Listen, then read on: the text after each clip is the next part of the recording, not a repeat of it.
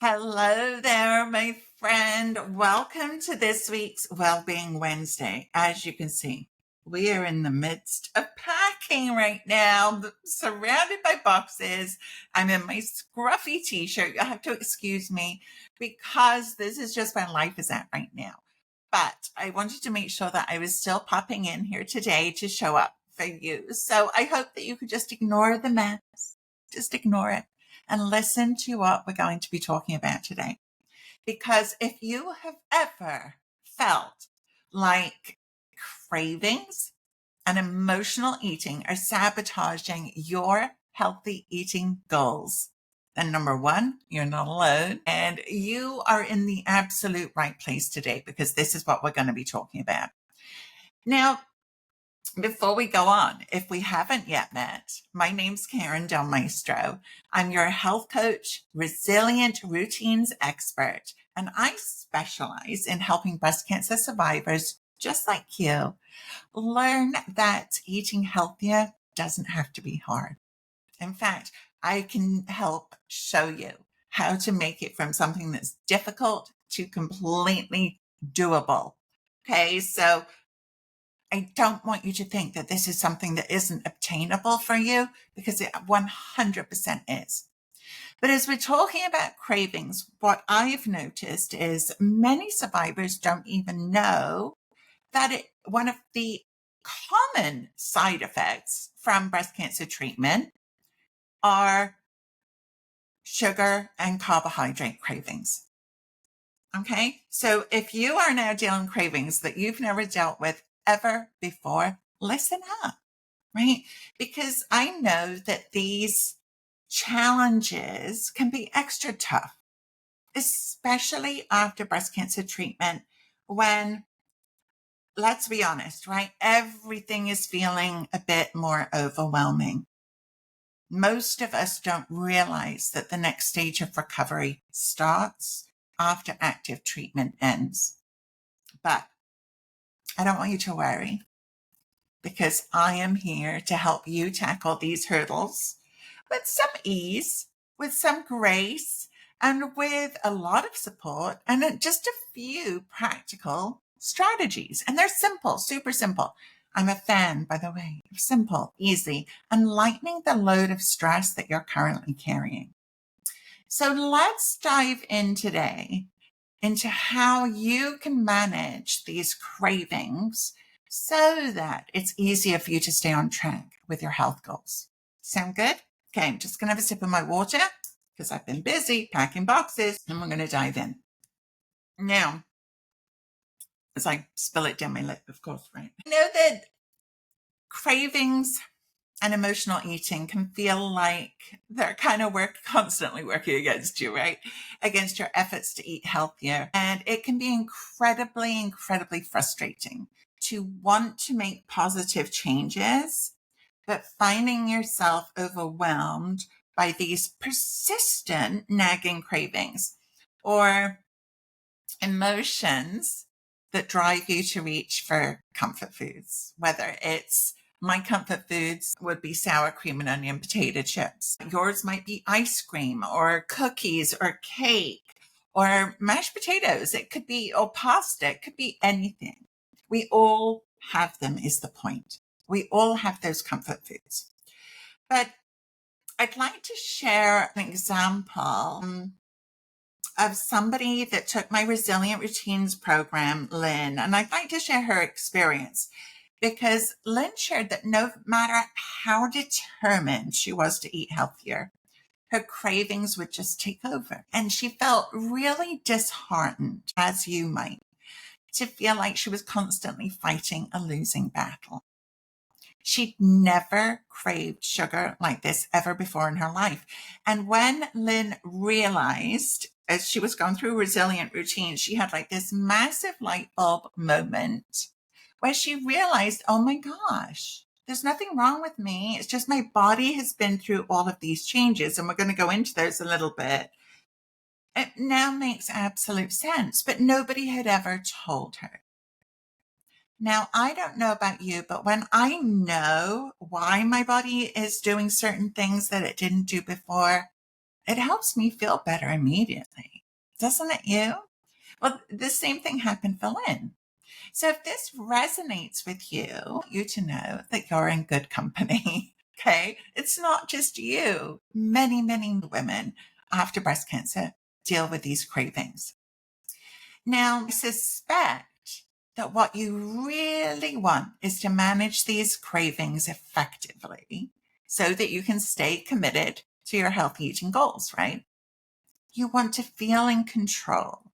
You want to feel confident in your food choices versus being at the mercy of your cravings or your emotions. Right. And I'm talking about emotions here because I know I experienced an emotional roller coaster after treatment. And I know that so many of us do, and we don't always understand why. Okay. But I also know, because I've heard from so many women, that along with that desire for change, you may also be thinking, and you may be thinking this secretly, you may not have expressed it out loud, but in your head, you might be thinking, screw it. I've had cancer. I want to be able to do and eat whatever I want. I don't want to live in deprivation. Right? Have you ever thought that? I speak to so many women who share that with me. And I want you to know that it doesn't have to be that way, right? What if you could find a way to eat healthier without feeling like you're missing out on your favorite things? You fought for your life. I don't want you to miss out. But here's the thing. It doesn't have to be all or nothing. The key here is finding a balance, or the word I prefer is rhythm, that fits your lifestyle and your needs is actually the key. And that is unique to you. It's different for every single one of us. That's why there is no one plan fits all or one diet fits all. And resilient routines and everything I teach is about finding what uniquely works for you. And that is key, because I know that if we say, screw it, what happens is that nagging fear comes into our head, right? That nagging fear that what if I can't control these urges? What if I keep slipping back into old habits? What if eating this way is going to make me sick again? I don't want you to be living in fear. And Alice, who also took our Resilient Routines program, voiced a similar concern. Alice said, I was afraid that if I couldn't manage my cravings, I'd end up back in the same unhealthy patterns I'd had before. It felt like a constant struggle between what I wanted and what I knew was good for me. Here's the thing. It is completely understandable to have this fear, especially when it feels like you have to work really hard to make positive changes, right? I don't want you to live in fear. That's not the life that you fought for. And so I want you to feel more empowered, more confident in managing your cravings and recognizing how your emotions affect your cravings, all of these different things. So here are 3 just micro tips to help you start to manage the cravings. And you can start to put these into effect right now, today. As I continue to pack boxes, you can even start to do this. Okay. So the first thing is to start identifying the triggers. Now, just as I said, Lynn didn't know, Alice didn't know. Anybody that's gone through resilient routines didn't know their triggers. So that's always number 1, is this awareness.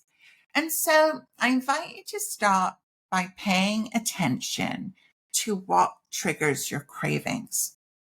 Now, what you may not yet know is that there are 3 areas that we get to look at, especially after breast cancer.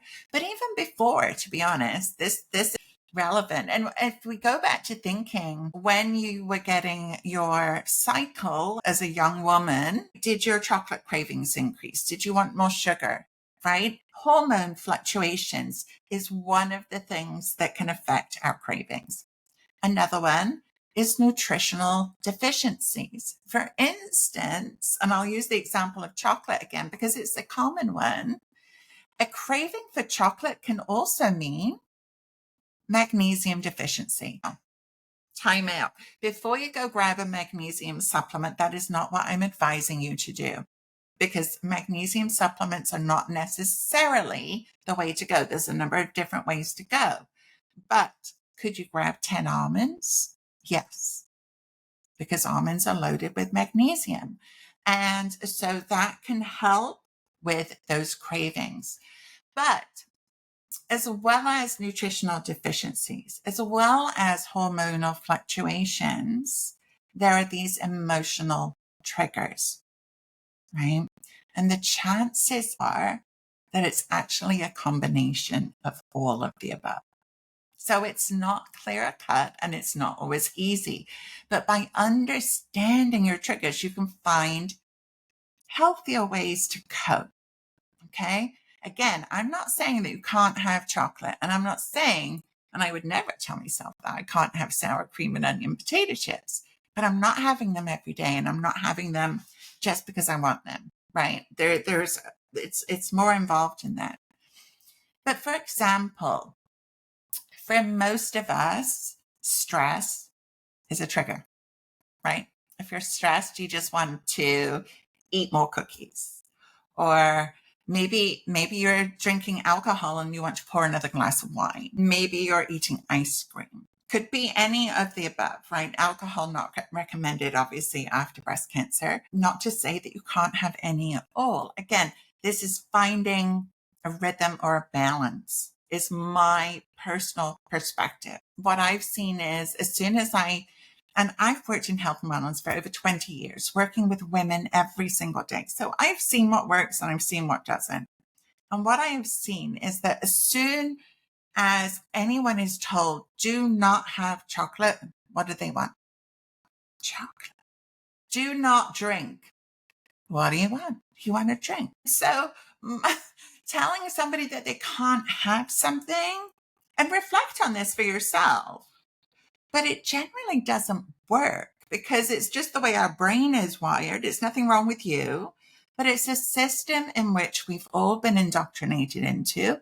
And it doesn't work. It doesn't work. This is why deprivation doesn't work. Okay. So think about when you're stressed out, what's your go-to? What are you reaching for? And is there something else that you can do instead? So for instance, if you're stressed out, finding stress relief techniques such as some breath work, or going for a short walk, or even just sitting outside in nature, right? These things can help you actually manage your cravings more effectively. Now, I love this module inside our Resilient Routines program. And it's our module that we talk about cravings, and we talk about all of the above, the nutritional deficiencies, the hormone fluctuations, and the emotional eating. And my members always find my FLAB method a total game changer for managing the emotional triggers. Okay, so there's help out there. I don't want you to think that you have to figure this all out on your own, because you don't. You just don't. Okay. And so that's number one, is identifying these triggers. Number two is to practice more mindful eating. Now think about it. How often have you sat in front of the TV with a big bowl of popcorn, and before you know it, the bowl's empty, and you're like, I raise my hand. I'm guilty of that. If you haven't guessed, like, salty things are my thing. Right? Because we're not being mindful about what we're eating. And so mindful eating can be a super powerful tool in managing our cravings and emotional eating. Because when you eat, if you actually focus on your food, and by that I mean eating slowly, savoring each bite, not just shoveling, right? I'm terrible with popcorn. I have to catch myself and purposefully be more mindful, right? I'll grab a small handful, and it's just like as I'm watching a great movie or something. And what I've noticed too is if it's an action movie, I'm eating even quicker. talk about. So not mindful at all. And so I catch myself and I will stop and pause and intentionally not put my hand back in for a little while. Okay. Not to say that we can't have the popcorn, but we are more mindfully having it and savoring it, actually tasting it. So often, I think today in society, we're shoveling in food and we're not even tasting it. We're not even tasting it. Right. And so when we savor it it allows us the opportunity to pay attention to our hunger cues. We can hear when we're full, right? We can feel when we're full. And so what happens is it stops us from overeating, especially when that overeating is just driven by emotions. Right. And so I think when we're sitting in front of the TV, especially at night when it's finally quiet and you're sitting down and you're just looking to nibble, right? And I know that eating mindfully can help you enjoy your food more. I think of that scene from the movie Eat, Pray, Love with Julia Roberts, where she's in Italy and she's saying, I'm having a relationship with my pizza. And she's got this hot, gooey, steaming slice of fresh pizza made in Naples, right? And she is savoring that bite. And wouldn't it be nice if we could actually savor our food that way? Like, look at where it comes from. Look at the ingredients it's made with and truly enjoy every bite, right? And so when we do that and we eat more mindfully, it helps us figure out, are we eating just out of habit?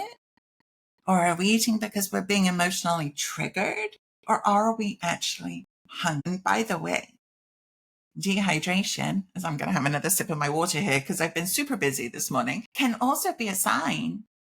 Being hungry can also be a sign of being dehydrated.